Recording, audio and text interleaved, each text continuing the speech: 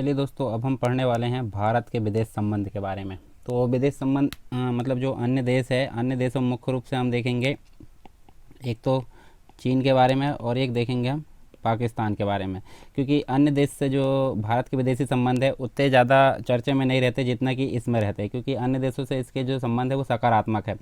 तो चलिए यहाँ हम देखते हैं भारत के विदेश संबंध में मुख्य रूप से हम देखेंगे भारत की विदेश नीति का परिचय, और उसके अलावा हम देखेंगे गुटनिरपेक्षता जो नॉन अलाइनमेंट मूवमेंट था और उसके बारे में देखेंगे, उसकी नीति, पड़ोसियों के साथ संबंध यानी कि पाकिस्तान और चाइना के साथ में संबंध, और साथ में हम देखेंगे भारत की परमाणु शक्ति। तो यहाँ सबसे पहले हम बात करते हैं भारत की विदेश नीति का परिचय अर्थात introduction to India foreign policy.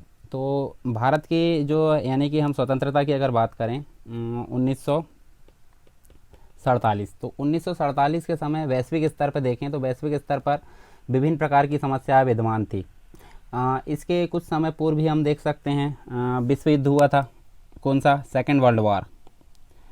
Second world war की अगर बात करें तो ये हुआ था 1939 से लेकर 45 तक।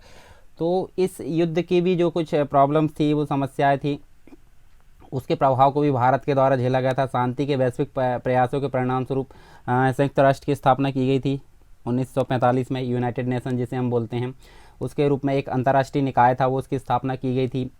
बी उपनिवेशीकरण की प्रक्रिया से गुजर रहे थे, अर्थात पहले तो जो था भारत था उपनिवेश में था, तो बी उपनिवेश की जो प्रक्रिया है उससे गुजर रहा था। इसके अंतर्गत हम देख सकते हैं, देखिए देश जो है अंतर्राष्ट्रीय समुदाय के संप्रभु सदस्य के रूप में अपने स्थान की मांग कर रहे थे बहुत सारे देश। इसके साथ ही भारत के समक्ष ब्रिटिश शासन की विरासत के रूप में बहुत सी गंभीर चुनौतियां भी थी, क्योंकि ब्रिटिश के द्वारा संपूर्ण भारत का जो है शोषण किया गया था, तो उसकी बहुत सारी चुनौतियाँ उसके सामने गंभीर रूप से उभर रही थी। ऐसे में स्वतंत्रता पश्चात जो है प्रारंभिक वर्षों में भारत की विदेश नीति को भारत के आकार और संस्कृति के अनुरूप एक स्वतंत्र स्थान तथा आर्थिक कल्याण सुनिश्चित करने की आवश्यकता ने एक प्रकार से निर्देशित किया। बाद में हम देखते हैं 1947 के बाद, तो 1947 के बाद की जो राजनीति है उसकी एक महत्वपूर्ण विशिष्टता भारत के लिए एक स्वतंत्र विदेश नीति का अनुसरण करने का प्रयास था। पंडित नेहरू जो थे, जवाहरलाल नेहरू जी, पंडित नेहरू ने एक राष्ट्रीय एजेंडा स्थापित करने में महत्वपूर्ण भूमिका निभाई। उन्होंने प्रधानमंत्री के साथ ही विदेश मंत्री का भी दायित्व निभाया। 1947 की अगर बात करें, 1947 से 1964, तो 1964 तक भारत के विदेश नीति के निर्माण और कार्यान्वयन में महत्वपूर्ण प्रभाव डाला।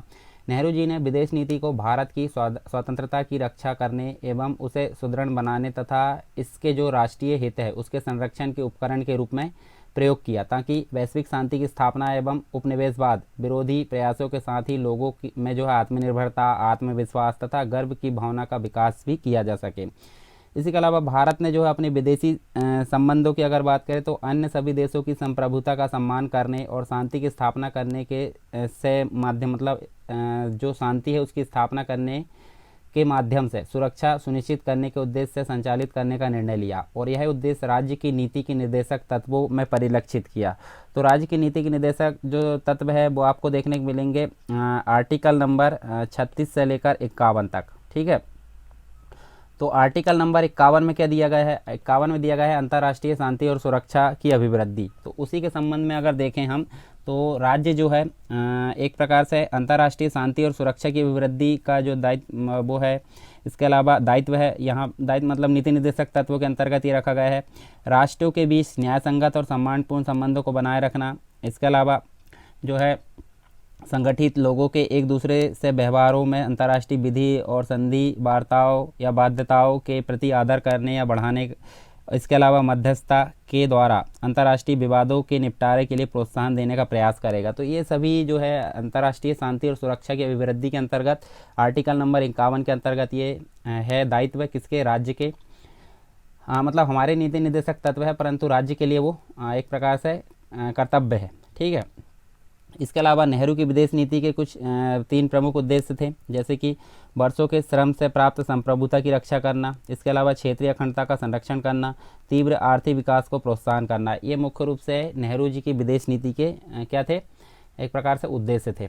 और नेहरू जी के दौर में भारत की जो विदेश नीति थी उसका एक मूलभूत उद्देश्य उपनिवेशी कृत तथा हाल ही में उपनिवेश से मुक्त हुए देश के जो उपनिवेशवाद है उसके विरुद्ध संघर्ष को समर्थन प्रदान करना। मतलब अभी तक जो बहुत सारे राष्ट्र थे भारत के साथ साथ उपनिवेश का शिकार थे, तो उनका एक प्रकार से उसके विरुद्ध यहाँ पर संघर्ष को समर्थन करना इसका मुख्य उद्देश्य था नेहरू जी की नीति का। और इसके अतिरिक्त इसका उद्देश्य शांति को प्रोत्साहित करना भी था। नेहरू जी ने लगातार विभिन्न विचारधाराओं और अलग अलग संस्थाओं जो व्यवस्थाओं वाले देशों के शांतिपूर्ण सहअस्तित्व की अनिवार्यता पर बल दिया। उनका मानना था कि सच्चाई पर किसी का एकाधिकार नहीं होता और बहुलवाद जीवन का सत्य है। इसी संदर्भ की अगर बात करें हम, तो इसी संदर्भ में उन्होंने भारत की विदेश नीति के लिए एक प्रकार से जो है एक सिद्धांत यहाँ पे जारी किया था, जिसे हम बोलते हैं पंचशील की अवधारणा का प्रतिपादन किया। पंचशील यानी कि 5 जो सिद्धांत थे, जैसे कि हम देख सकते हैं यहाँ हमको देखने को मिलेगा। एक दूसरे की क्षेत्रीय जो अखंडता है एवं संप्रभुता का पारस्परिक सम्मान करना, पारस्परिक आक्रमण न करना, एक दूसरे के आंतरिक मामलों में हस्तक्षेप न करना, समानता एवं पारस्परिक लाभ को यहाँ पे बनाए रखना, मतलब शांतिपूर्ण सहअस्तित्व है। ये सभी जो 5 उद्देश्य है इनको मिलाकर उन्होंने पंचशील सिद्धांत दिया था नेहरू जी के द्वारा। तो ये हमने देखे भारत की विदेश नीति के संबंध में परिचय। अब हम देखने वाले हैं गुटनिरपेक्षता की नीति। तो गुटनिरपेक्षता की नीति, गुटनिरपेक्ष यानी कि नॉन अलाइन मूवमेंट, मतलब क्या होता है, जैसे कि 2 विश्व शक्ति के रूप में उभरी हुई थी, जैसे कि यूएसए था और एक यूएसएसआर था, ठीक है। तो ये पूंजीवादी था और ये समाजवादी था। तो उपनिवेशवाद से जो स्वतंत्र हुए थे बहुत से देश, या तो वो यूएसए पक्ष में जाना था उनको या फिर यूएसएसआर के पक्ष में जाना था। तो ये दोनों ही पक्ष में न जाके तीसरे एक पक्ष उन्होंने बना लिया और उस तीसरे पक्ष का ही नाम क्या रखा गया, नॉम, यानी कि गुटनिरपेक्षता, नॉन अलाइन मूवमेंट। तो उसी के संबंध में हम देखने वाले हैं। अंतर्राष्ट्रीय जो था, यानी कि हम देख सकते हैं इसके बारे में, अंतर्राष्ट्रीय मामलों में भारत तथा अन्य राष्ट्रों के एक स्वतंत्र तथा जो समान मत के अधिकार को सुनिश्चित करने के लिए पंडित नेहरू जी ने गुटनिरपेक्षता के विचार को आकार प्रदान किया। वास्तव में द्वितीय विश्व युद्ध के उपरांत यहाँ 2 गुट जो है, यानी कि यूएसए और यूएसएसआर जो था 2 गुटों में विभाजित था और कटुतापूर्ण संबंधों ने जो है गुटनिरपेक्षता के त्वरित उद्भव हेतु अनुकूल परिस्थितियाँ निर्मित की। नेहरू जी ने तर्क दिया कि एशिया और अफ्रीका के 9 स्वतंत्र राष्ट्रों को महाशक्तियों के सैन्य गुटों में शामिल होने से कोई लाभ नहीं होगा। मतलब नेहरू जी का मानना था कि या तो यूएसए या तो यूएसएसआर, दोनों में अगर शामिल होते तो इससे अन्य जो देश हैं उनको कोई लाभ नहीं होगा। तो इसी विचार ने जो है बाद में जो है गुटनिरपेक्ष आंदोलन, जिसे हम जो है नॉन अलाइन मूवमेंट के नाम से जानते हैं, इसको जन्म दिया। तो ये गुटनिरपेक्षता की नीति के संबंध में हम देखने वाले हैं गुटनिरपेक्षता के विचार की मूलभूत विशेषताएं और गुटनिरपेक्ष नीति की पृष्ठभूमि।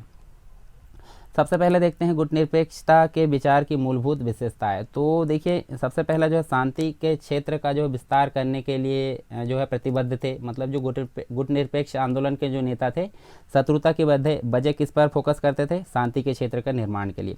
अतः भारत, मिस्र, इंडोनेशिया जैसे जो अन्य देश थे, बगदाद पैक्ट जो है, मनीला पैक्ट, इसके जो बहुत सारे जो समझौता का हिस्सा बनने से इनकार कर रहे थे। मतलब समझौते नहीं किए इन्होंने, हालांकि इन्होंने एक अपना अलग जो क्षेत्र है वो बनाया, जैसे गुटनिरपेक्षता की बात करें तो। इसके अलावा गुटनिरपेक्ष आंदोलन उपनिवेशवाद और साम्राज्यवाद ने से जो है अपनी स्वतंत्रता को बनाए रखने और सशक्त करने के लिए भारत और अन्य 9 राष्ट्रों के लिए एक प्रकार से संघर्ष का प्रतीक बन गया था। साथ ही भारत ने जो है शीत युद्ध के तनाव को कम करने तथा संयुक्त राष्ट्र के शांति अभियानों में मानव जो संसाधन है उसका योगदान करने के माध्यम से गुटनिरपेक्ष नीति की वकालत की, ताकि एक प्रकार से शांतिपूर्ण विश्व का स्वप्न जो है उसको साकार किया जा सके। इसके अलावा गुटनिरपेक्षता की नीति अपनाने के कारण जो है विश्व के बहुत से देशों को संयुक्त राष्ट्र संघ में अपना पक्ष रखने का अवसर प्राप्त हुआ तथा उनकी बात सुनी भी गई। और एक देश एक मत की प्रणाली से जो है गुटनिरपेक्ष जो राष्ट्र थे उसके समूह ने पश्चिमी गुट के प्रभुत्व को क्या किया, प्रति संतुलित किया। और इस प्रकार गुटनिरपेक्षता ने अंतर्राष्ट्रीय संबंधों के लोकतंत्रीकरण की प्रक्रिया को आगे बढ़ाया। तो ये सारी चीज़ हमने देखें इसकी विशेषताओं के रूप में। अब बात कर लेते हैं हम गुटनिरपेक्ष नीति की एक पृष्ठभूमि। तो भारतीय राष्ट्रीय आंदोलन की अगर बात करें तो इसके अंतर्गत उपनिवेशवाद और साम्राज्यवाद के खिलाफ जो जारी विश्वव्यापी संघर्ष था उसका एक भाग हम बोल सकते हैं, जो संघर्ष था उसका भाग था गुटनिरपेक्ष और स्वतंत्रता के लिए भारत के संघर्ष ने कई एशियाई और अफ्रीकी देशों के स्वाधीनता आंदोलन को प्रेरित किया। ऐसे में उपनिवेशवाद और साम्राज्यवाद के खिलाफ जारी साझा संघर्ष में एकजुट राष्ट्रों के मध्य संपर्क विद्यमान था। साथ ही हम देख सकते हैं भारत के विशाल आकार, अवस्थिति मतलब जो उसकी क्षेत्र था, अवस्थिति स्थिति थी और शक्ति संभाव्यता के कारण नेहरू ने वैश्विक मामलों, विशेष रूप से एशियाई मामलों पर जो है भारत की महत्वपूर्ण भूमिका की परिकल्पना की। साथ ही हम देख सकते हैं 1950 से 1940 से 1950 के दशक में नेहरू जी ने एशियाई एकता के कठोर समर्थक थे वो। अतः उनके नेतृत्व में भारत ने जो है मार्च 1947 में नई दिल्ली में एशियाई संबंध सम्मेलन, जिसके हम बोलते हैं एशियन रिलेशन कॉन्फ्रेंस, का आयोजन किया और बाद में 1949 में एक अंतर्राष्ट्रीय सम्मेलन का आयोजन किया, जिसमें हम देख सकते हैं औपनिवेशिक डच शासन के विरुद्ध इंडोनेशिया के स्वाधीनता संघर्ष को समर्थन भी प्रदान किया।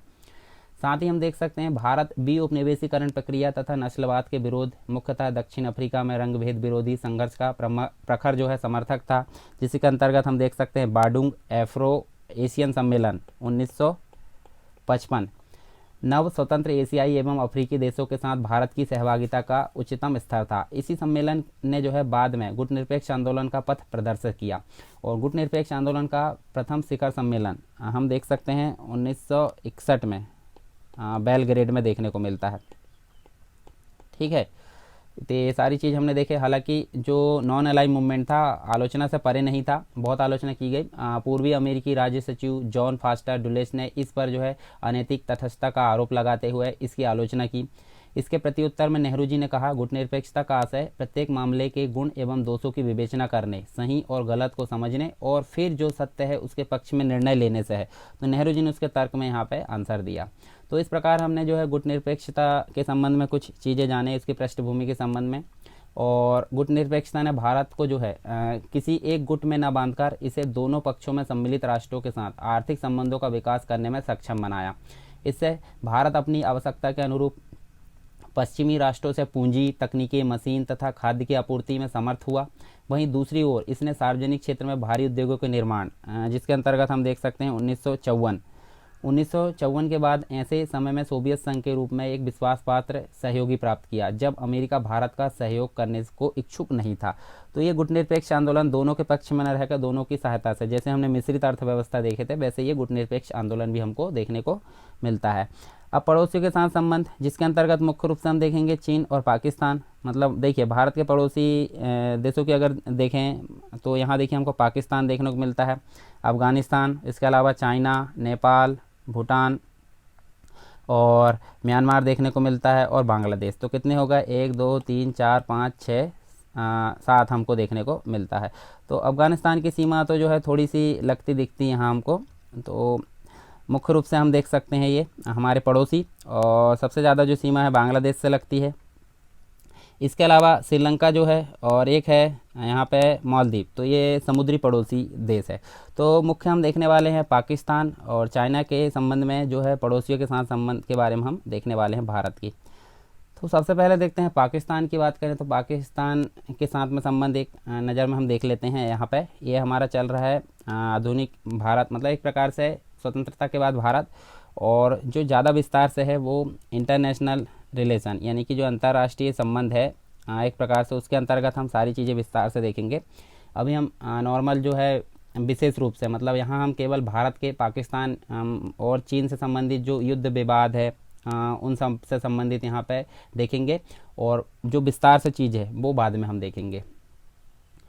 तो भारत के लिए जो एक प्रकार से देखें, पाकिस्तान के अलावा बात करें तो पड़ोसियों के साथ संबंध अत्यधिक महत्वपूर्ण है। जैसे भारत नेपाल की अगर बात करें, नेपाल की, तो यहाँ पे हम देख सकते हैं 1950 में। तो 1950 में हस्तांतरित मैत्री एवं शांति संधि एवं जो इस क्रम में महत्वपूर्ण रहे हैं, इसने नेपाल की संप्रभुता सुनिश्चित करते हुए इसे भारत के रास्ते से वाणिज्यिक पारगमन की सुविधा प्रदान की तथा दोनों ही देशों को एक दूसरे की सुरक्षा का उत्तरदायित्व प्रदान किया।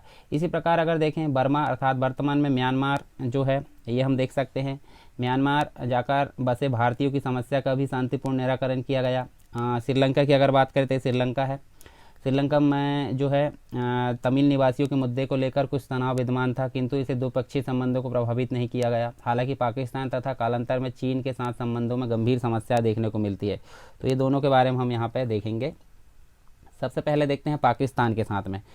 तो जैसे ही विभाजन हुआ, तो विभाजन कैसे हुआ था वो हमने सारी चीज़ देखें। तो विभाजन के कुछ कटु अनुभव थे, उनके कारण क्या हुआ, यहाँ पे हम देख सकते हैं तनावपूर्ण जो है संबंध देखने को मिलता है पाकिस्तान के साथ में भारत का। तो कश्मीर के मुद्दे पर अंतर्राष्ट्रीय स्तर पर वो पहुंच गया था, नेहरू जी के द्वारा पहुंचा दिया गया था, और पाकिस्तान के द्वारा कश्मीर पर जो है कबायली हमले का समर्थन किया गया, जिसके परिणाम स्वरूप होने वाले संघर्ष ने अंतर्राष्ट्रीय समुदाय का जो है ध्यान आकर्षित किया। इस स्थिति में भारत ने अपनी लाभदायक स्थिति के बावजूद युद्ध विराम पर जो है संयुक्त राष्ट्र के संकल्प को स्वीकार किया और कश्मीर के लिए जो है जनमत संग्रह के लिए सहमति व्यक्त की। इस सहमति जो जनमत संग्रह था उसके लिए शर्त रखी गई थी, वो हमने देखे थे, जैसे कि जम्मू कश्मीर से पाकिस्तान के द्वारा सेना हटाया जाना था, और दूसरी चीज़ पूरे राज्य में श्रीनगर प्रशासन के प्राधिकार को बहाल करना था। हालांकि देखिए, प्रथम जो शर्त है जिसके अंतर्गत था कि पाकिस्तान अपनी सेना को वापस लौटाएगा, तो वो शर्त कभी पूरी नहीं की गई, वहाँ कोई जनमत संग्रह नहीं करवाया जा सका। और इसी बीच जम्मू कश्मीर ने जो है भारत के पहले आम चुनाव में भाग लिया, जिसके परिणामस्वरूप जनमत संग्रह का मुद्दा अप्रासंगिक हो गया। हालांकि इसके बाद हम देख सकते हैं जो कश्मीर था, कश्मीर में हम देखें जम्मू कश्मीर था, जम्मू कश्मीर में द्विपक्षीय जो संबंध थे उसमें विशेष रूप से पाकिस्तान के लिए विवादित मुद्दा बना रहा, और इस मुद्दे का उपयोग भारत को संयुक्त राष्ट्र संघ में घेरने के लिए किया गया। हालांकि जो कश्मीर था, कश्मीर संघर्ष ने भारत और पाकिस्तान की सरकार के मध्य सहयोग को अवरोधित नहीं किया, जहां एक और दोनों देशों ने महिलाओं और उनके परिवारों को वापस लौटाने हेतु मिलकर कार्य किया, वहीं दूसरी ओर विश्व बैंक की मध्यस्थता से जो है सिंधु नदी जो समझौता है उसके संबंध में भी यहाँ पर समझौता हुआ 1960 में। इसके अलावा 1965 में जो है युद्ध हुआ पाकिस्तान के साथ में, उसके अंतर्गत देखें तो 1947 में भारतीय सेना से हार मिली थी, किसको, पाकिस्तान को, कश्मीर पर आधिपत्य जमाना चाहता था। तो इसी क्रम में 1965 में जो है गुजरात में हमको देखने को मिलता है। गुजरात में अगर देखें, गुजरात के कच्छ, तो गुजरात के कच्छ के रण में पाकिस्तान द्वारा घुसपैठ कर ली जाती है। इसके उपरांत उसने जो है 1965 के अगस्त एवं सितंबर में ऑपरेशन जिब्राल्टर के रूप में जम्मू कश्मीर में बड़ा आक्रमण किया। पाकिस्तान का विचार था कि उसे स्थानीय लोगों का समर्थन प्राप्त होगा, किंतु यह योजना लोगों को प्रभावित नहीं कर सकी और असफल हो गई। इसी दौरान कश्मीर मोर्चे पर दबाव कम करने के लिए तत्कालीन भारतीय प्रधानमंत्री लाल बहादुर शास्त्री ने भारतीय टुकड़ियों को पंजाब सीमा पर जवाबी आक्रमण करने का आदेश दिया, और इस युद्ध में भी भारत की विजय हुई और संयुक्त राष्ट्र के हस्तक्षेप के उपरांत संघर्ष विराम किया गया। बाद में 1971 जो कि बांग्लादेश के कारण युद्ध हुआ था, तो पाकिस्तान में हुए आम चुनाव के उपरांत वहां के आंतरिक संघर्ष ने हिंसक रूप धारण कर लिया, और इस चुनाव में जहां पश्चिमी पाकिस्तानी यानी कि अभी वर्तमान में जो पाकिस्तान है, पश्चिमी पाकिस्तानी में सत्तारूढ़ जो था एक प्रकार से जुल्फिकार भुट्टो जो थी उसकी पार्टी की विजय प्राप्त हुई, और वहीं पूर्वी पाकिस्तान में शेख मुजीबुर्रहमान की जो आवामी लीग है उसमें अधिकांश सीटों पर बड़े अंतर से जीत दर्ज की।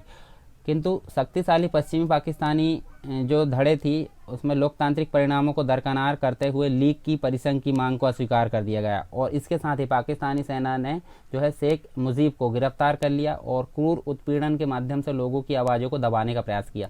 तो इन जो सभी समस्याएं थी, इन समस्याओं के स्थायी समाधान के लिए पूर्वी पाकिस्तान जो कि आज की डेट में बांग्लादेश के नाम से जाना जाता है, तो पूर्वी पाकिस्तान के लोगों ने जो है पाकिस्तान से बांग्लादेश की मुक्ति का संघर्ष प्रारंभ किया। तो ऐसे में पूर्वी पाकिस्तान से जो शरणार्थी थे उसके भारी प्रवाह के कारण भारत ने जो है काफ़ी विचार विमर्श के पश्चात जन आंदोलन को भौतिक एवं नैतिक समर्थन प्रदान किया। तो इसी पश्चिमी पाकिस्तान ने जो है पाकिस्तान को तोड़ने के भारतीय षड्यंत्र के रूप में देखा। मतलब देखिए, भारत ने जो पूर्वी पाकिस्तान बांग्लादेश है उसको स्वतंत्र राष्ट्र बनाने में उसका सहयोग किया, तो इसके कारण पश्चिमी पाकिस्तान ने इसको षड्यंत्र के रूप में देखा, और 1971 का हमको युद्ध देखने को मिलता है पाकिस्तान के साथ में।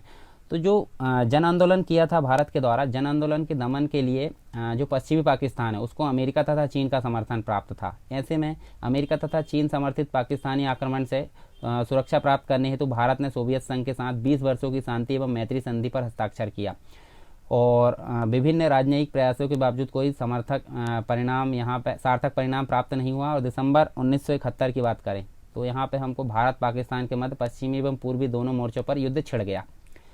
इस युद्ध में भारतीय सेना ने वहाँ के स्थानीय लोगों के समूह को एक प्रकार से हम देख सकते हैं मुक्ति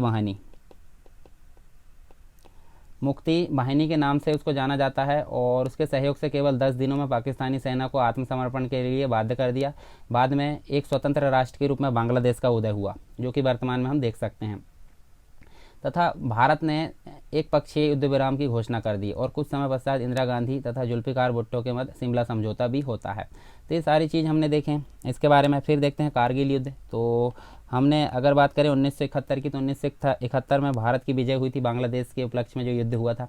तो 1971 में मिली हार के बाद पाकिस्तान ने जम्मू कश्मीर और भारत में विनाश तथा आतंक के प्रसार हेतु अपनी गुप्त एजेंसियों द्वारा एक प्रकार से प्रशिक्षित आतंकवादियों को भेजने के लिए एक छद्म युद्ध, यानी कि जिसे हम बोलते हैं प्रॉक्सी वार अर्थात छद्म युद्ध की रणनीति बनाई।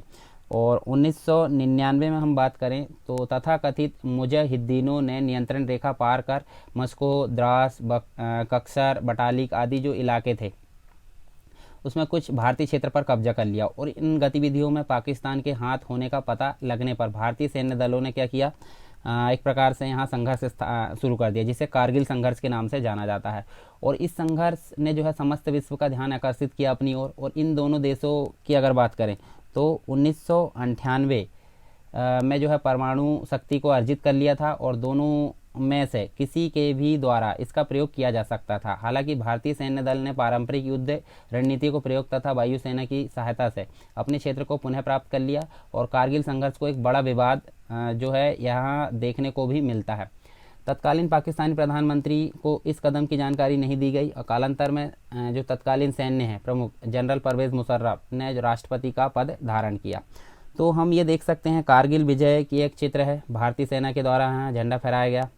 इसके अलावा चीन के साथ संबंध हम देख सकते हैं। जैसे कि शुरुआत की बात करें तो शुरुआत में चीन के साथ काफ़ी मित्रता की नीति अपनाई गई भारत के द्वारा, परंतु जो हम देख सकते हैं पहले तो जो था मतलब मित्रता की नीति थी। जैसे 1 जनवरी 1950 की अगर बात करें तो नए जनवादी गणराज्य चीन को मान्यता दी गई तथा ऐसा करने वाला पहला राष्ट्र बना था। इसके साथ ही नेहरू ने जो है चीन की संयुक्त राष्ट्र सुरक्षा परिषद में सदस्यता को भी समर्थन प्रदान किया। जिस समय नेहरू और चीनी प्रधानमंत्री जो थे पंचशील संधि पर हस्ताक्षर किए, उसी समय भारत ने तिब्बत के विवादित क्षेत्र में चीनी दावे को जो है मान्यता प्रदान की तथा तिब्बत पर जो है एक प्रकार से 1954 की बात कर लेते हैं, 1954 में किए गए चीनी नियंत्रण को स्वीकार किया। परंतु हम 1962 का युद्ध देखते हैं। तो 1962 में जो चीनी सेना है उन्होंने जो थांगला रिज इस पर क्या किया, आक्रमण कर दिया, और वहाँ से भारतीय सैन्य टुकड़ियों को पीछे हटने को बाध्य करने के परिणाम स्वरूप भारत और चीन के मध्य यहाँ पे संबंधों में खटास आ गई, मतलब कड़वाहट आ गई। और चीन का यह कदम एक आगामी बड़े आक्रमण की प्रारंभिक चिंगारी थी। तो अक्टूबर 1962 में क्या होता है, यहाँ पे अक्टूबर 1962 में जो चीनी सेना है उसने भारत पर जोरदार हमला किया, जिसके अंतर्गत हम देख सकते हैं नेफा आप जानते होंगे पूर्वोत्तर क्षेत्र के लिए, नहीं वर्तमान अरुणाचल प्रदेश हम देख सकते हैं, उसके पूर्वी सेक्टर में भारतीय चौकियों पर कब्जा कर लिया। नेफा में भारतीय सेना के कमांडर बिना प्रतिरोध के पीछे हट गए तथा चीनी सेनाओं को भारत पर आक्रमण का खुला मार्ग मिल गया। उधर पश्चिमी सेक्टर में चीनी सेनाओं ने गलवान घाटी की जो 13 चौकियाँ थी उस पर भी कब्जा कर लिया। तो अलग अलग जगह हम देख सकते हैं हवाई पट्टी के समक्ष जो है संकट उत्पन्न किया गया। चीन के इस कदम से जो है भारत में भय की लहर दौड़ गई तथा बाद में भारत ने जो अमेरिका और ब्रिटेन से सहायता प्राप्त करने का प्रयास किया, किंतु तब तक जो चीनी सेना है वह स्वयं ही एक तरफा सैन्य वापसी की घोषणा कर दी थी। हालांकि इस युद्ध के पश्चात हम देख सकते हैं वर्षों तक दोनों देशों में जो है उसके मध्य तनावपूर्ण स्थिति बनी रही। इसके बाद 1962 के युद्ध के परिणाम हम देख लेते हैं, प्रभाव देख लेते हैं। तो आर्थिक विकास एवं तृतीय पंचवर्षीय योजना के लिए उपलब्ध संसाधनों को रक्षा के उद्देश्य में लगा दिया गया। इसके कारण क्या हुआ, मतलब जो संसाधन थे, मतलब जो एक प्रकार से संसाधन की कमी आ गई, तो अत्यंत कष्टप्रद स्थिति जो है उसका सामना करना पड़ा। किसको, भारत को। साथ में हम देख सकते हैं अगस्त 1963 की अगर बात करें तो 1963 में नेहरू को लोकसभा में अविश्वास प्रस्ताव का सामना भी करना पड़ता है। 1962 की अगर बात करें तो 1962 में के जो युद्ध हुआ उसमें राष्ट्रीय अपमान की भावना का संचार भी किया गया तथा देश के भीतर तथा बाहर भारत की छवि कैसी हो गई, धूमिल कर दी गई। चीन के इरादों को ना समझ पाने तथा सैन्य जो तैयारी उसमें कमी के कारण जो नेहरू जी की काफ़ी कटु आलोचना भी की जाती है।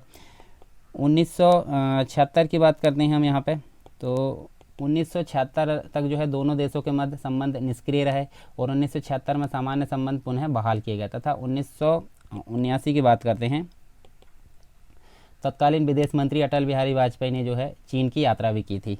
तो ये सारी चीज़ हमने देखे चीन के संबंध में। इसके बाद हम देखते हैं भारत की परमाणु शक्ति के बारे में। तो भारत की परमाणु शक्ति के संबंध में हम केवल परमाणु नीति की पृष्ठभूमि पर चर्चा करेंगे, क्योंकि भारत की परमाणु नीति के संदर्भ में अगर विस्तार से पढ़ेंगे तो वो जीएस पेपर 3 के अंतर्गत आपको विस्तार से पढ़ने को मिलेगा। तो यहाँ सबसे पहले हम देखते हैं जो नेहरू जी थे, पंडित नेहरू, उनका सदैव मानना था कि आधुनिक भारत की जो है द्रुत गति के निर्माण के लिए विज्ञान एवं तकनीकी जो है सर्वाधिक एक प्रकार से महत्वपूर्ण है। उनकी औद्योगिकरण योजनाओं में एक महत्वपूर्ण हिस्सा परमाणु कार्यक्रम था। और 1940 की अगर बात करें तो 1940 के दशक के उत्तरार्ध में होमी जहांगीर भाभा के नेतृत्व में ये प्रारंभ किया गया था। जून 1948 की अगर बात करें तो 1948 में वैज्ञानिक अनुसंधान विभाग की स्थापना की गई और इसके अंतर्गत सर्वप्रथम हम देख सकते हैं अगस्त 1948 को ही क्या किया गया, परमाणु ऊर्जा आयोग की भी स्थापना की गई।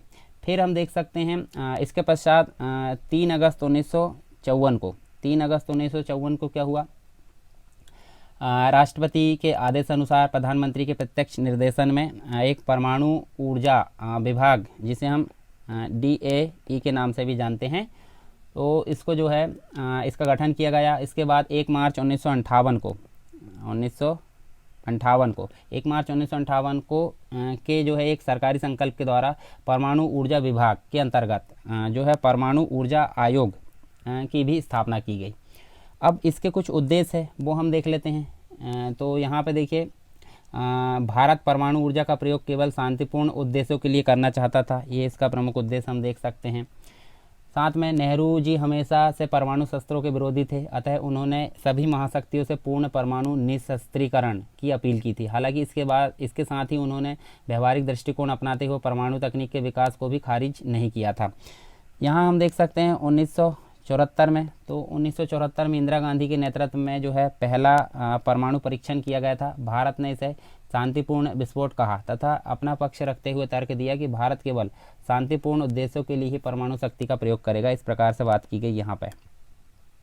इससे पहले संयुक्त राष्ट्र सुरक्षा परिषद के 5 स्थायी सदस्य, जैसे कि हम देखें अमेरिका मतलब USA, सोवियत संघ, रूस, यूनाइटेड किंगडम मतलब जो UK है, और चीन, इन सभी की अगर बात करें तो इन्होंने 1968 में जो है शेष विश्व पर परमाणु अप्रसार संधि, जिसे हम बोलते हैं NPT, परमाणु अप्रसार संधि को लागू किया था। और भारत ने इस तरह के कदम को भेदभावपूर्ण माना और इसका पालन करने से इनकार कर दिया।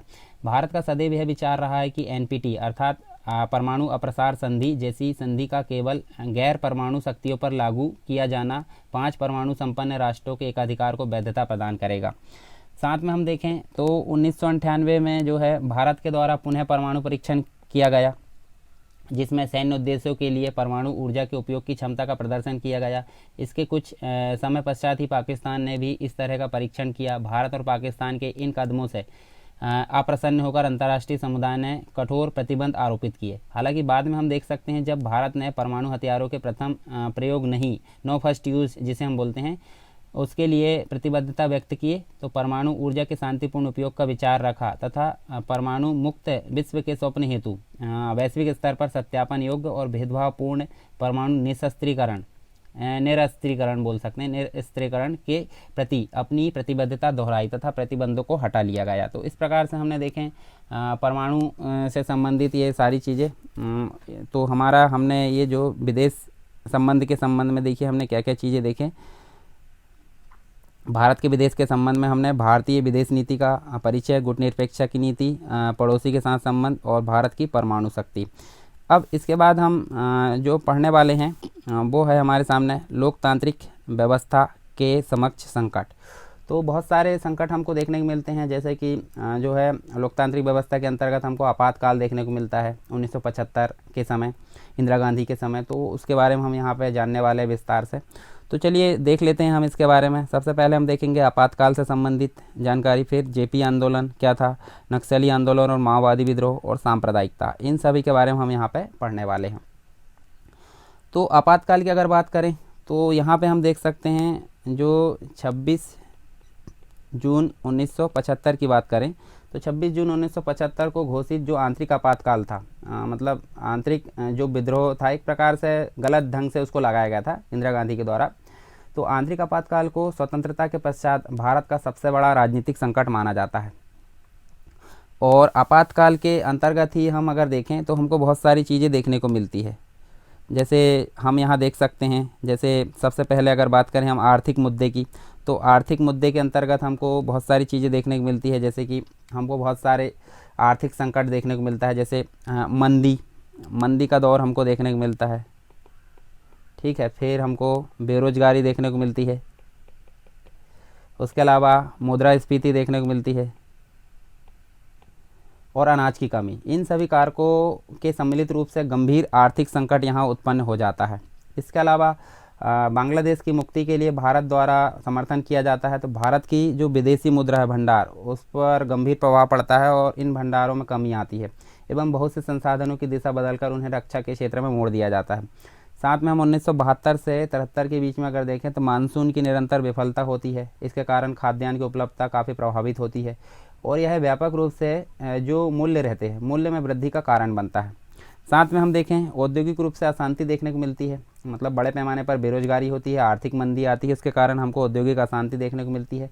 इस दौरान जो देश थे उसके विभिन्न भागों में हड़तालें हुई, जिनका सर्वाधिक व्यापक स्तर हम देख सकते हैं 1974 की देशव्यापी रेलवे हड़ताल के रूप में देखा जा सकता है। साथ में आपातकाल के दौरान न्यायपालिका के साथ में संघर्ष, अर्थात जो जुडिशरी रहती है उसके साथ संघर्ष के रूप में भी देखा जा सकता है।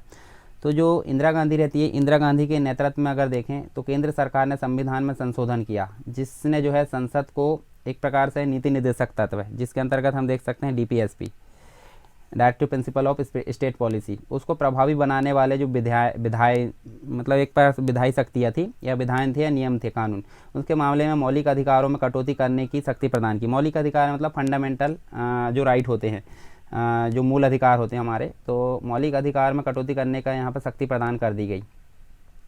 आगे चलकर जो केशवानंद भारती मामला आता है 1973 में, उसमें सर्वोच्च न्यायालय ने निर्णय दिया कि संविधान की कुछ आधारभूत विशेषता यानी बेसिक स्ट्रक्चर जिन्हें संशोधित नहीं किया जा सकता। तो ये बात कही केशवानंद भारती मामले में, ठीक है। केशवानंद बाद में शीर्ष जो न्यायालय था उसमें निर्णय एक प्रकार से हम देखें तो यहाँ देखिए जो न्यायाधीश की नियुक्ति की परंपरा में यहाँ बदलाव किया गया था। तो न्यायालय के जो निर्णय है उसमें इससे जो है रुष्ट केंद्र सरकार ने सर्वोच्च न्यायालय के मुख्य जो न्यायाधीश उसके रूप में वरिष्ठतम न्यायाधीशों की नियुक्ति के परंपरा को बदल दिया। और हम देख सकते हैं 1973 में क्या हुआ, 1973 में सरकार ने जो है 3 न्यायाधीशों की वरिष्ठता को दरकिनार करते हुए न्यायमूर्ति एन रे को जो है भारत के मुख्य न्यायाधीश के रूप में नियुक्त किया था। तो ये भी हमको संघर्ष देखने को मिलता है। फिर जो इलाहाबाद उच्च न्यायालय था, इलाहाबाद उच्च न्यायालय ने लोकसभा में इंदिरा गांधी के चुनाव की वैधता पर समाजवादी नेता जो थे राजनारायण की याचिका की सुनवाई करते हुए उनके पक्ष में निर्णय दिया तथा सत्ता के दुरुपयोग के आधार पर जो इंदिरा गांधी थी, इंदिरा गांधी के चुनाव को अवैध घोषित कर दिया। हालांकि सर्वोच्च न्यायालय ने बाद में इस आदेश को आंशिक रूप से स्थगित कर दिया और श्रीमती जो इंदिरा गांधी थी उसको सांसद रहने की अनुमति दी, किंतु साथ ही यह आदेश भी दिया कि वह संसद के कार्यवाही में भाग नहीं ले सकती। तो इस प्रकार से कुछ हमको संघर्ष देखने को मिलता है आपातकाल के दौरान। और ये आपातकाल की अब एक जो है देखिए घटना आपातकाल के रूप में विरोध हम देख सकते हैं, ये इंदिरा गांधी और ये न्यूज़पेपर की कुछ कटिंग हम देख सकते हैं आपातकाल के दौरान 1975 का। आपातकाल का जो आरोपण था वो आपको पता है किया गया था 26 जून 1975 को। यहाँ पे हम देख सकते हैं मतलब जो इलाहाबाद उच्च न्यायालय था उसके निर्णय और बाद में सर्वोच्च न्यायालय की राय और पहले के आदेश से आंशिक रूप से स्थगित किए जाने के कारण जयप्रकाश नारायण के नेतृत्व में सभी राजनीतिक दलों ने नैतिक आधार पर इंदिरा गांधी से त्यागपत्र की मांग की, किंतु इंदिरा गांधी ने इस मांग का विरोध करते हुए प्रतिक्रिया स्वरूप जो है इस आपातकाल की घोषणा की थी 26 जून 1975 को। और क्या था मतलब उद्देश्य, मतलब यहाँ पे जो कारण था क्या था, आंतरिक अशांति।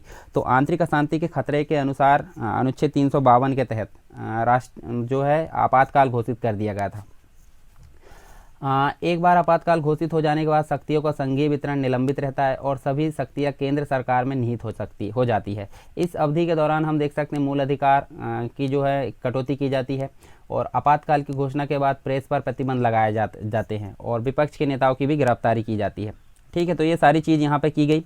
साथ में हम देख सकते हैं इसके कुछ प्रभाव आपातकाल के। तो यहाँ पे हमको प्रेस की स्वतंत्रता देखने को मिलती है, कैसी, बहुत कम कर दी जाती है, यानी प्रेस सेंसरशिप के माध्यम से प्रेस की स्वतंत्रता को कम कर दिया जाता है। पत्र पत्रिकाओं के प्रकाशन से पहले सरकार की स्वीकृति अनिवार्य कर दी गई। इसके अलावा विरोध, हड़ताल, आंदोलन जो थे सार्वजनिक आंदोलन, उसकी अनुमति नहीं दी गई, इनको अर्थात उनको कैंसिल कर दिया गया। व्यक्ति के मूल अधिकारों को बहाल करने के लिए न्यायालय की शरण में जाने का जो मूल अधिकार था, जिसे हम बोलते हैं संवैधानिक उपचारों का अधिकार, आर्टिकल नंबर 32, उसको निलंबित कर दिया गया। साथ ही सामाजिक और सांप्रदायिक सद्भावना बिगड़ने की आशंका में जो आरएसएस थे, जमात इस्लामी जैसे जो धार्मिक और सांस्कृतिक संगठन थे, उन पर जो है प्रतिबंध लगा दिया गया। साथ में हम देख सकते हैं सरकार ने निवारक विरोध के प्रावधान का भी काफ़ी यहाँ पर दुरुपयोग किया तथा विपक्षी दलों के राजनीतिक कार्यकर्ताओं को भी गिरफ्तार कर लिया गया। इसके अलावा हम देख सकते हैं कुछ और चीज़ें, जैसे पुरस्कार जो थे, जैसे कुछ लोगों को पद्मश्री और या अन्य जो पुरस्कार थे उससे पुरस्कृत किया गया था, उन सभी के पुरस्कारों को भी यहाँ वापस ले लिया गया आपातकाल के दौरान। पुलिस की अभिरक्षा में जो व्यक्ति थे उनको काफ़ी यातनाएं दी गई, कई को मौतें भी हो गई। गरीबों का जो है मनमाने ढंग से स्थानांतरण किया गया और यहाँ पे हमको देख सकते हैं नसबंदी को अनिवार्य भी कर दिया गया जनसंख्या नियंत्रण के लिए। साथ में प्रशासन की शक्तियों का यहाँ पे दुरुपयोग भी किया गया और सरकार के कामकाज में हस्तक्षेप किया गया। तो ये सारी चीज़ हम यहाँ पे देख सकते हैं। इसके अलावा कुछ और चीज़ें, जैसे कि आपातकाल से कुछ सबक प्राप्त होते हैं, मतलब उसके जो प्रभाव हो उससे क्या सीख मिलती है, ये सारी चीज़ हमको देखने को मिलती है। तो 1975 की बात करते हैं। 1975 में तत्कालीन प्रधानमंत्री इंदिरा गांधी ने आंतरिक अशांति के खतरे के आधार पर आपातकाल की घोषणा की थी।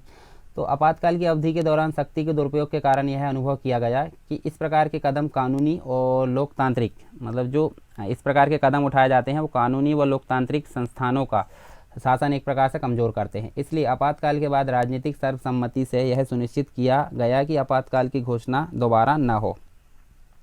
साथ में हम देख सकते हैं एक प्रकार से 18 जनवरी 1977 को हम यहाँ पर देखें, 18 जनवरी 1977 को श्रीमती इंदिरा गांधी ने मार्च में जो है लोकसभा के चुनाव की घोषणा कर आपातकाल को समाप्त कर दिया और 16 मार्च को जो चुनाव हुए थे, 16 मार्च को चुनाव में नतीजे में स्पष्ट कर दिया गया कि जो मतदाता का जो दृष्टिकोण था कांग्रेस के प्रति कैसा था, सकारात्मक व उदार नहीं था। इसके कारण हमको कांग्रेस पार्टी की बुरी तरह जो है पराजय देखने को मिलती है। साथ में जो है सबक देखने को मिलता है एक और हमको कि लोकतंत्र को मिटाना कठिन नहीं है। हालांकि देखिए लोकतंत्र के साथ छेड़छाड़ की गई थी, कठिनाई आई थी काफ़ी, परंतु लोकतंत्र को मिटाना कठिन नहीं है। ये बात अत्यंत कठिन है, एक प्रकार से बात की गई यहाँ पे, लोकतंत्र को मिटा नहीं सकते। ठीक है, इससे सबक मिलता है। और एक और चीज़ यहाँ पे बात की गई कि आंतरिक अशांति के बल पर यहाँ पे आपातकाल घोषित नहीं किया जा सकता, केवल किस पे, सशस्त्र विद्रोह के आधार पर जो है आपातकाल घोषित किया जा सकता है। साथ ही नागरिक स्वतंत्रता के मूल्य के संबंध में यहाँ पे जागरूक बनाया गया भारत को। तो आपातकाल की समाप्ति और उसके बाद होने वाले स्वतंत्र चुनाव, स्वतंत्रता के पश्चात भारत के इतिहास के महत्वपूर्ण घटनाक्रम थे। भारतीय इतिहास के इस जो एक प्रकार से हम देख सकते हैं इस पक्ष में हमने स्वतंत्रता संग्राम के अनुभव के साथ साथ स्वतंत्र भारत में जो है स्वतंत्र चुनावों के आचरण के माध्यम से वर्षों में विकसित हुए लोकतांत्रिक मूल्यों के लिए भारतीयों के अंतर्निहित जुड़ाव को भी काफ़ी उजागर किया है। इसके अलावा हम देख सकते हैं अब जेपी आंदोलन। जेपी आंदोलन भी हमारे लिए इम्पोर्टेंट है, जैसे कि इसका नाम जो है जेपी आंदोलन यानी जयप्रकाश नारायण के नाम पर इस आंदोलन का नाम जेपी आंदोलन रखा गया है। और आधुनिक भारत के महानतम व्यक्ति थे जयप्रकाश नारायण, और इस आंदोलन को इन्हीं का नाम दिया गया है। इस आंदोलन को आम लोगों के समक्ष जो है उपस्थित जो बेरोजगारी थी और आर्थिक कठिनाई थी उनका जो है उनके बीच भारत में जो है सार्वजनिक जीवन और राजनीति में व्याप्त भ्रष्टाचार के प्रत्युत्तर के रूप में देखा जा सकता है, मतलब रिप्लाई के रूप में इसको देखा जा सकता है। किसको? जेपी आंदोलन को। जो सार्वजनिक जीवन में जो समस्याएं थी, भ्रष्टाचार था, उसके प्रत्युत्तर में जनवरी 1974 की अगर बात करें हम यहाँ पे, जनवरी 1974 में गुजरात के छात्रों ने अनाज, खाना पकाने के तेल और अन्य आवश्यक वस्तुओं और कीमतों में वृद्धि के खिलाफ ये जो है काफ़ी यहाँ पे विरोध किया था। जैसे जैसे विरोध प्रदर्शन बढ़ा, इसमें राजनीतिक दल भी शामिल हो गए। पुलिस प्रशासन ने अत्यधिक बल, अंधाधुंध गिरफ्तारी और लाठी चार्ज का इस्तेमाल किया। बाद में केंद्र सरकार ने विधानसभा को भंग कर दिया और नए चुनावों की घोषणा की। साथ में हम देख सकते हैं गुजरात के छात्र जो थे आंदोलन के प्रयासों और सफलता से प्रेरित होकर उनने भी 1974 यानी कि मार्च 1974 में जो गुजरात के जो छात्र थे उनको देखते हुए जो बिहार के छात्र थे, ठीक है, मार्च 1974 में बिहार के छात्रों में भी हम देख सकते हैं इसी तरह का आंदोलन हमको देखने को मिलता है। तो ये सारी चीज़ हमको यहाँ देखने को मिलती है जो है आंदोलन के संबंध में। इसके अलावा हम देख सकते हैं जो जेपी आंदोलन था, जयप्रकाश नारायण ने अपना राजनीतिक संन्यास ले लिया इसमें, और मतलब राजनीतिक संन्यास पहले ले लिया था परंतु बाद में जो है इसको त्याग दिया गया। राजनीतिक संन्यास को यहाँ पे त्याग दिया गया और इन छात्रों को सही नेतृत्व प्रदान कर दिया गया। मतलब आंदोलन का नेतृत्व किसके हाथ में आ गया? जयप्रकाश नारायण, क्योंकि पहले उन्होंने संन्यास ले लिया था, बाद में उन्होंने संन्यास को त्याग दिया और उन्होंने प्रधानमंत्री जो इंदिरा गांधी थे उसके सत्तावादी आचरण से एक प्रकार से लोकतंत्र की रक्षा के लिए एक व्यापक भ्रष्टाचार के विरुद्ध संपूर्ण क्रांति का आह्वान किया। किन्होंने? जयप्रकाश नारायण के द्वारा संपूर्ण क्रांति का आह्वान किया गया। जैसे कि देखिए नेतृत्व कर रहे हैं, देखिए इतनी सारी जनता का मतलब जेपी आंदोलन के दौरान लोगों ने संपूर्ण राज्य में समानांतर सरकारों की स्थापना की तथा करों का भुगतान नहीं किया। जेपी आंदोलन को छात्रों, मध्य वर्ग, व्यापारियों और बुद्धिजीवियों के एक वर्ग का व्यापक समर्थन प्राप्त होता है।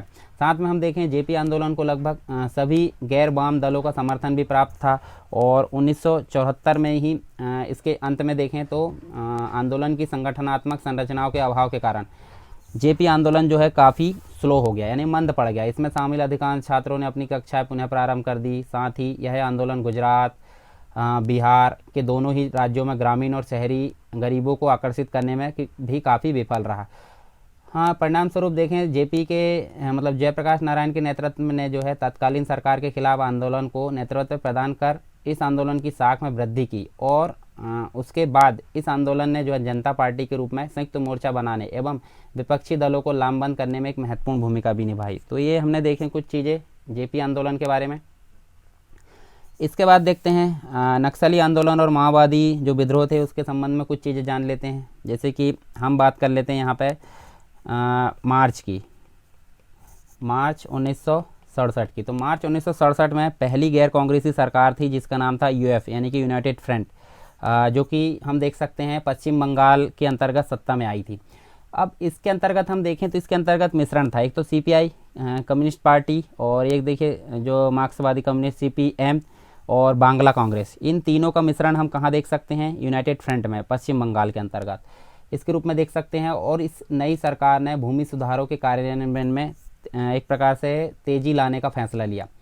तत्कालीन भू राजस्व जो मंत्री थे हरे कृष्णा कोनार, इन्होंने अधिशेष भूमि का भूमिहीनों के मध्य त्वरित वितरण करने और बटाईदारों की बेदखली समाप्त करने के कार्यक्रम की घोषणा की, किंतु यह प्रक्रिया धीमी और समय साध्य में भी थी क्योंकि अधिशेष भूमि के वितरण का मुद्दा न्यायालय में पहुंच गया और विचारण की प्रक्रिया में एक प्रकार से मतलब बहुत लेट था वो। तो इसी के समय हम देख सकते हैं जो दार्जिलिंग जिले के नक्सलवाड़ी इलाके के स्थानीय नेता थे चारू मजूमदार, इन्होंने तर्क दिया कि भारत में लोकतंत्र और भूमि के वितरण की है लोकतांत्रिक प्रक्रिया एक प्रकार से ढकोसला है और साथ ही एक क्रांति के लिए एक दीर्घकालिक गुरिल्ला युद्ध की रणनीति अपनाने का निर्णय लिया। तो यहाँ मजूमदार जो था चारू मजूमदार, जो कि दार्जिलिंग जिले के नक्सलवाड़ी इलाके थे, चारू मजूमदार के नेतृत्व में एक नक्सली आंदोलन ने जो है समृद्ध भूमि मालिकों से ज़मीन छीनने और उनसे जो है उसे गरीब और भूमिहीनों के बीच वितरित करने का बल प्रयोग किया। तो ये देखिए, आप देख सकते हैं एक नक्सली आंदोलन का एक चित्र आप देख रहा है, मीटिंग हो रही है उनकी। तो यहाँ पे इसके समर्थकों ने अपने राजनीतिक लक्ष्यों को प्राप्त करने के लिए हिंसक साधनों के उपयोग का समर्थन किया।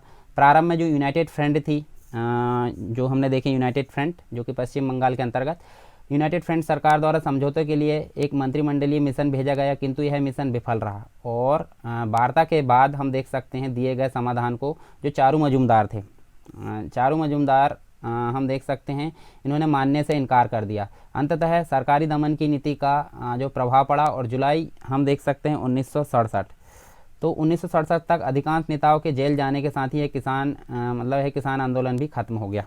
साथ में हम देखें नक्सली खतरे का जो है नियंत्रण हो गया। नियंत्रित करने के बाद भी हम देख सकते हैं जो सरकार है उनके द्वारा किए गए प्रयासों के बावजूद इसी तरह के आंदोलन ने अन्य क्षेत्रों जैसे कि आंध्र प्रदेश में अपनी जड़ जमा ली। यहाँ जो है माओ से तुंग के विचारों की अगर बात करें तो उन्होंने जो है क्रांतिकारियों उनके विचारों से प्रेरित क्रांतिकारियों ने राज्य के साथ आत्मघाती संघर्ष में जनजातियों के समूह का नेतृत्व किया। इसके अलावा 1971 की बात करते हैं तो 1971 तक जो है आंदोलन को एक प्रकार से फिर से पुनर्जीवित करने के लिए कुछ माओवादी गुटों द्वारा कमज़ोर प्रयास किए गए, किंतु 1975 के अंतर्गत अगर देखें तो इन प्रयासों को अंत कर दिया गया। तो ये चित्र हमने देखें माओवादी नक्सलवादी आंदोलन का चित्र एक प्रकार से। अब देखते हैं हम सांप्रदायिकता के बारे में। तो सांप्रदायिकता होती क्या है? सांप्रदायिकता की जो समस्या है उसका आराम अगर देखें हम तो धर्म की एक प्रकार से धर्म की को जो है राष्ट्रीय एकता, जो धर्म है धर्म को राष्ट्रीय एकता और पहचान के आधार पर देखा जाता है, तो उसका आरंभ हमको यहाँ देखने को मिलता है। यह समस्या तब बहुत अधिक बढ़ जाती है जब किसी धर्म को विशिष्ट और पक्षपातपूर्ण शब्दों में अभिव्यक्त किया जाता है। जैसे कि 1909 का जो मॉर्लेमेंटो सुधार आया था तो उसमें हमको ये जो है सांप्रदायिकता की जड़ वहाँ से विकसित होती हुई दिखती है। तथा यहाँ हम देख सकते हैं किसी विशेष धर्म के अनुयायियों को दूसरे धर्म के अनुयायियों के विरुद्ध खड़ा कर दिया जाता है, तो हमको सांप्रदायिकता का वहाँ उद्भव देखने को मिलता है। सांप्रदायिकता की राजनीति इस विचार पर आधारित होती है कि जो धर्म है धर्म सामाजिक समुदाय का मुख्य आधार बन गया है। तो इस प्रकार से हमको इसका विचार देखने को मिलता है। सांप्रदायिकता की सबसे आम अभिव्यक्ति रोजमर्रा की मान्यताओं में होती है, जो नियमित रूप से धार्मिक पूर्वाग्रह जो पहले से बने हुए रहते हैं, बहुत सारे धार्मिक समुदाय की रूढ़िवादिता और अन्य जो धर्म है उनकी तुलना में किसी धर्म विशेष की श्रेष्ठता में विश्वास को शामिल करती है। इसके साथ ही धार्मिक सुधारों पर राजनीतिक आंदोलन सांप्रदायिकता का एक बहुधा दिखाई देने वाला रूप हम देख सकते हैं। इसमें पवित्र प्रतीक, धार्मिक नेताओं की भावनात्मक अपील और भय का उपयोग यहाँ पर किया जाता है ताकि किसी अन्य धर्म समुदाय के विरुद्ध उस धर्म के लोगों का एकजुट किया जा सके। तो देखिए राजनीति में भी काफ़ी इसका प्रयोग किया गया था। इसके अलावा हम देख सकते हैं सांप्रदायिकता जो है हमारे देश में एक प्रकार से लोकतंत्र के समक्ष जो है प्रमुख चुनौतियों में से एक इसको समझा जाता है। और राष्ट्र के संस्थापक एक धर्मनिरपेक्ष भारत चाहते थे, इसलिए उन्होंने सख्ती से स्वयं को भारत के आधिकारिक धर्म की घोषणा करने से रोका है। भारत का कोई विशेष धर्म नहीं है, क्योंकि भारत के अंतर्गत हम देख सकते हैं विभिन्न धर्मों के सभी अनुयायियों को समान स्वतंत्रता प्रदान की गई है। देश में प्रत्येक व्यक्ति के लिए समान स्वतंत्रता और देश के धर्मनिरपेक्ष चरित्र के बावजूद भारत अनेक सांप्रदायिक दंगों का साक्षी रहा है और जो अत्यंत क्रूर और भयानक थे। यहाँ सांप्रदायिक जो राजनीति है उसकी कुख्यात घटनाओं पर यहाँ पे चर्चा आवश्यक हो जाती है। इसके अलावा सांप्रदायिकता के संबंध में हम कुछ विवाद देखेंगे, अयोध्या विवाद, सिख विरोधी विवाद और गुजरात में मुस्लिम दंगे। तो चलिए सबसे पहले देख लेते हैं अयोध्या विवाद। तो अयोध्या विवाद के संबंध में हम जैसे अगर देखें तो अयोध्या विवाद जो था एक प्रकार से हम देख सकते हैं राजनीति जो अयोध्या विवाद था वो था एक प्रकार का राजनीतिक, धार्मिक और सामाजिक और ऐतिहासिक मुद्दा था। तो इसी के अंतर्गत हम यहाँ देखें तो मुग़ल सम्राट जो था बाबर, उसका एक सेनापति था जिसका नाम था मीर बाँकी ताशकंदी था। इसके द्वारा निर्मित थी ये एक प्रकार से बाबरी मस्जिद, जो कि राम मंदिर था पहले वहाँ पे, तो राम मंदिर के ऊपर इसके द्वारा बनाई गई थी। ठीक है, तो इसका जो प्रूफ है वो हमको अभी 2019 में देखने को मिलता है। तो अभी उसके बारे में भी हम देखेंगे, निर्णय के बारे में, सुप्रीम कोर्ट का जो निर्णय है। तो मीर बाँकी के द्वारा बाबरी मस्जिद बनाई गई थी ताशकंदी के द्वारा अयोध्या में, और कई दशकों से इसका विवाद चल रहा था।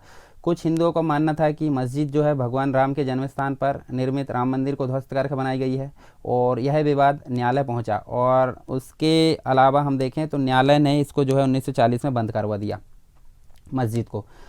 फरवरी 1986 में क्या हुआ, फैज़ाबाद जिला अदालत ने आदेश दिया कि बाबरी मस्जिद परिसर जैसे जिसे हिंदू मंदिर मानते हैं उसे खोल दिया जाए, मतलब उसको खोल दिया गया ताकि हिंदू मूर्ति के समक्ष पूजा अर्चना कर सके।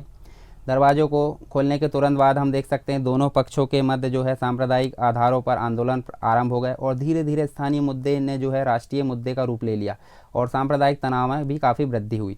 दिसंबर 1992 में जो कार सेवा है, कार सेवा यानी कि भक्तों द्वारा राम मंदिर बनाने के लिए एक स्वैच्छिक सेवा, जिसको हम कार सेवा के नाम से जानते हैं, इसके नाम पर विश्व हिंदू परिषद, बजरंग दल आदि जैसे हिंदू दक्षिणपंथी गुटों के कई कार सेवक अयोध्या पहुंचे। और इस बीच सर्वोच्च न्यायालय ने आदेश दिया कि राज्य सरकार क्या थी, राज्य सरकार मतलब उत्तर प्रदेश, राज्य सरकार जो है यह सुनिश्चित करना होगा राज्य सरकार को कि विवादित स्थल पर कोई खतरा नहीं है। किंतु हजारों लोगों ने वहां पहुंचकर 6 दिसंबर 1992 को क्या कर दिया, बाबरी मस्जिद को ध्वस्त कर दिया।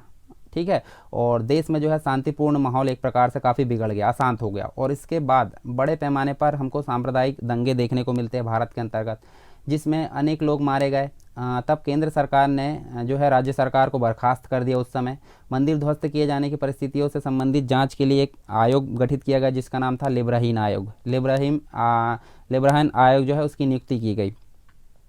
तो ये चित्र हम देख सकते हैं, देखिए सुप्रीम कोर्ट का, और ये बाबरी मस्जिद पर जो है एक प्रकार से ध्वस्त किया गया, और उस पर जो है देखिए कुछ लोग 1992 को हम देख सकते हैं चित्र।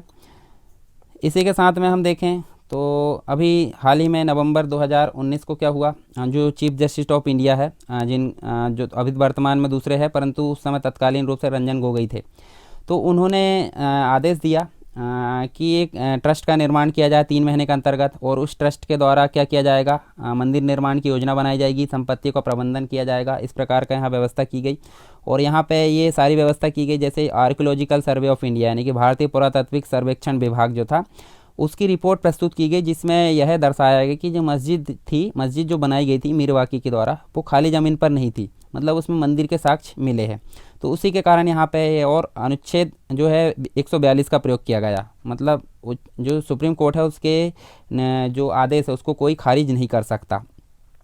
और मुस्लिम वर्ग को 5 एकड़ भूमि जो है उस पर मतलब वहाँ पर प्रदान करने की बात की गई। तो ये अयोध्या विवाद पर जो है सर्वोच्च न्यायालय का फैसला हमने देखे वर्तमान परिप्रेक्ष्य में। इसके अलावा हम देख सकते हैं सिख विरोधी दंगे, उसके संबंध में हमको मुख्य रूप से देखने को मिलता है ऑपरेशन ब्लू स्टार।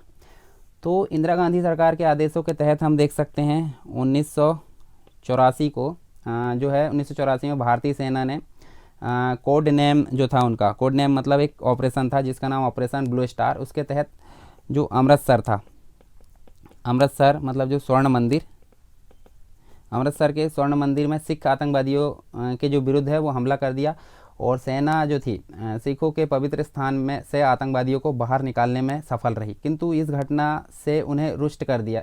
मतलब यह घटना से जो है सिखों को काफ़ी ठेस पहुंची और उन्हें रुष्ट कर दिया, उनकी धार्मिक भावनाओं को ठेस पहुंची। इस कार्रवाई का बदला लेने के लिए श्रीमती इंदिरा गांधी ने अंगरक्षकों, मतलब जो उनके अंगरक्षक थे, उनके घर मतलब अंगरक्षकों ने उनके घर में ही उनकी हत्या कर दी, जो इंदिरा गांधी है उनकी। और इसके बाद जो रुष्ट कांग्रेस कार्यकर्ता और समर्थकों ने कथित रूप से देश में निर्दोष सिख लोगों की क्रूरतापूर्ण हत्या की। तो सिख दंगों के दौरान हम देख सकते हैं दिल्ली सर्वाधिक प्रभावित क्षेत्र था। केंद्र सरकार ने दोषी लोगों के संबंध में जो है पूछताछ करने और साजिशकर्ताओं को पता लगाने हेतु अनेक आयोग गठित किए, किंतु इस तरह के आयोग से जो है कोई ठोस निष्कर्ष प्राप्त नहीं हुआ। सिख विरोधी दंगों के जो पीड़ित थे उनके संबंध में हम देख सकते हैं 30 वर्षों के बाद भी अभी भी न्याय की प्रतीक्षा की जा रही है। ये कुछ जो है चित्र आपके सामने देखने को मिल रहा है सिख विरोधी दंगे के। फिर गुजरात में जो है मुस्लिम विरोधी दंगे हुए, तो उसके संबंध में भी हम देख लेते हैं यहाँ पे, और ये देखने को मिलते हैं हमको 2002 में गुजरात में जो मुस्लिम विरोधी दंगे हुए थे। तो फरवरी और मार्च जो था 2002 के अंतर्गत हम देख सकते हैं गुजरात अपने इतिहास में सबसे उग्र सांप्रदायिक दंगों में से एक का साक्षी रहा है। तो यहाँ हम देख सकते हैं इसका जो है ये तो हमने देखे आरंभ जो हुआ है इस दंगों का वो गोदरेज स्टेशन से माना जाता है। गोदरेज स्टेशन में एक घटना थी जो अब सामने चित्र दिख रहा है। जिसके अंतर्गत जो अयोध्या के कार सेवक थे, कार सेवकों को लेकर एक रेलगाड़ी आ रही थी, ठीक है, तो उस बोगी में आग लगा दी गई। तो उस आगजनी को जो है मुसलमानों की साजिश मानकर गुजरात के कई हिस्सों में मुसलमानों के खिलाफ क्या किया गया, काफ़ी हिंसा आरंभ हो गई। और उसी समय राष्ट्रीय मानवाधिकार आयोग की बात करें तो हिंसा को नियंत्रित करने, पीड़ितों को राहत प्रदान करने और इस हिंसा के अपराधियों पर मुकदमा चलाने से में जो है गुजरात सरकार की भूमिका की आलोचना की गई। गुजरात दंगों से पता चलता है कि सरकारी मशीनरी भी सांप्रदायिक उन्माद के प्रभाव में आ सकती थी। तो ये हमने देखे गुजरात में मुस्लिम दंगों के बारे में कुछ चीज़ें। अब ये तो हमारा कंप्लीट हो गया। अब हम नेक्स्ट जो देखने वाले हैं वो देखने वाले हैं क्षेत्रीय असंतोष एवं इसका समाधान।